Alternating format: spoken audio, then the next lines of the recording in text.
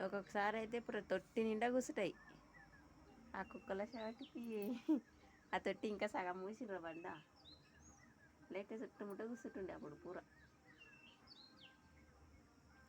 మాపడికి కుక్కలు తాగుతాయని అవి చెక్కలు అవి మూస్తుండ్రి. ఇక ఊకే తీసుడు అయింది పొద్దుగాల లేచి అని మళ్ళీ బంద్ చేసిండ్రు. ఇక పెద్దరాయి ఒకటి వేసిండ్రు ఇప్పుడు వెంట.